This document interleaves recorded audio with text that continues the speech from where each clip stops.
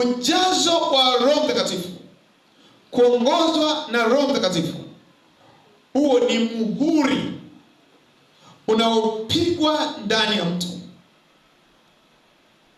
na kujulikana kwamba huyu ni mali yake Kristo. Amen. Amen, Jose. Amen, Jose. Anasema asiye wa Kristo, asiye na roho wa Kristo si wa Kristo. Amen. Amen. Amen, Jose. Na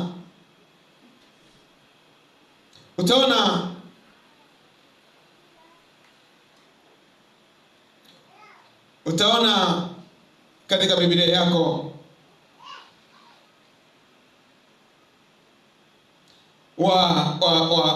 Warumi sura ya 8 mstari wa 9.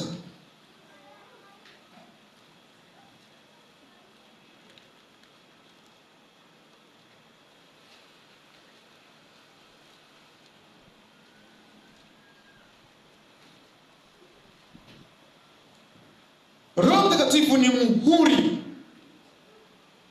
Roho Mtakatifu anapiga chapa ndani ya kila Mkristo yeyote aliyemwamini Yesu kwamba huyu ni mali yake Kristo, ni mfuasi wa Kristo, ni mali ya Kristo. Kwa nini? Kwa sababu hata watu wanaomuona wanaona kabisa anafanya yale ambayo Mungu au Roho anayataka. Warumi ngapi?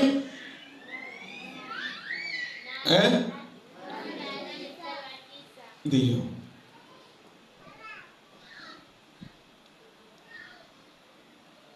Bwana Yesu asifiwe. Haleluya, cheze.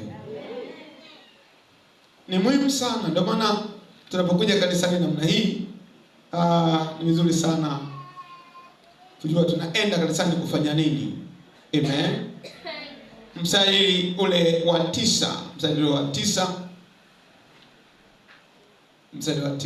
Mungu anasema, lakini ikiwa Roho wa Mungu anakaa ndani yenu, ninyi hamufuate mwili, bali mwifuata nani? Roho. Lakini mtu awe yote asipokuwa na Roho wa Kristo, huyo si wake. Amen. Amen. Amen, Jose.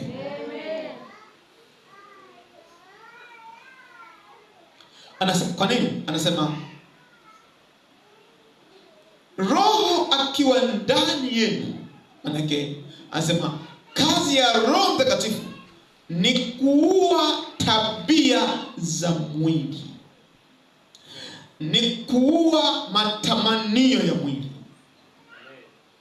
Roho akiingia ndani ya mtu, viungo vyote vinatii kile Roho anachokitaka.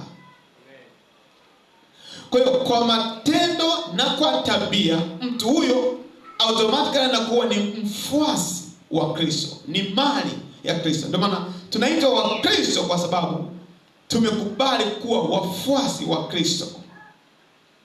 Sasa hatuwezi kuwa wafuasi wa Kristo kama hatuna Roho wake, hajatawala maisha yetu. Ndio maana nilisema kwamba viwango vyetu vya kiroho vinapishana, ni kutokana na ule uwezo wa ujazo wa Roho Mtakatifu ndani yetu. Ukiangalia mstari unaofuata hapo, utaona Biblia inafafanua. Mstari unaofuata hapo ni mstari wa ngapi? Wa 10. Na Kristo akiwa ndani yenu, mwili wenu umekufa kwa sababu ya dhambi, bali roho yenu i hai kwa sababu ya haki. Haleluya. Haleluya. Kwa hiyo Roho Mtakatifu anaifanya vile viungo, mwili wetu kuwa hai, kwa sababu Roho Mtakatifu yuko hai. Yesu alikufa kwa ajili yetu, viungo vilikufa.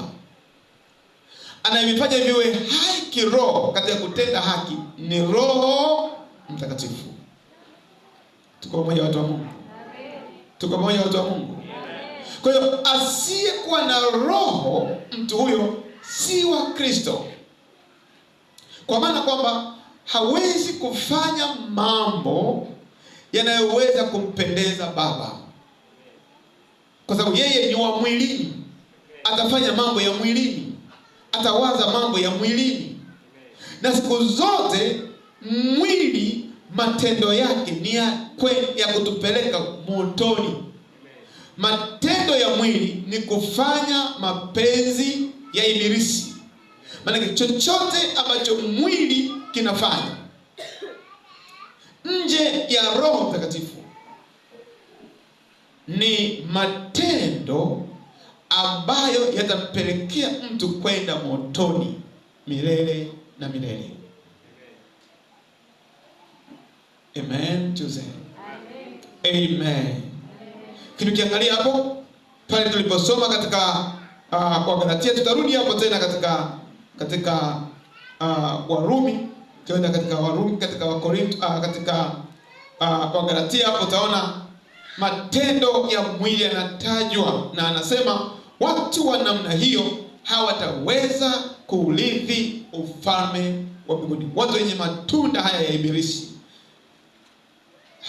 hawawezi kuingia mbinguni. Hawezi kuingia mbinguni. Anasema mstari wa sura ya 5 wa Galatia,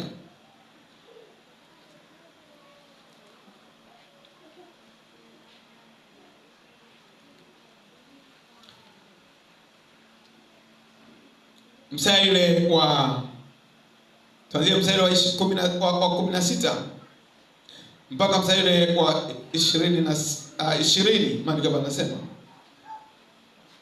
basi nasema enendeni kwa Roho, wala hamtazitimiza kamwe tamaa za mwili, kwa sababu mwili hutamani kushindana na nani?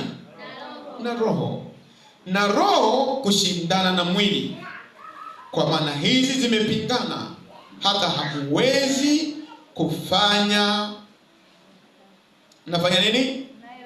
Mnayoyataka. Mtu hataki kuiba, anashangaa anaiba, mwili unamlazimisha. Mtu hataki kufanya uzinzi, anashangaa anafanya uzinzi. Hataki kufanya uasherati, anafanya uasherati. Hataki kuwa na kiburi, mwili unamtengenezea kiburi.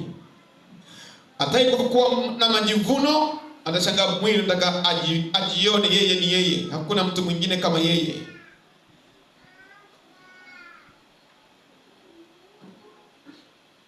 Lakini mkiongozwa na Roho, hampo chini ya sheria. Basi matendo ya mwili ni dhahiri, ndio haya: uasherati, uchafu. Hayo ndio matendo ya nini? Matendo ya nini? Matendo ya mwili.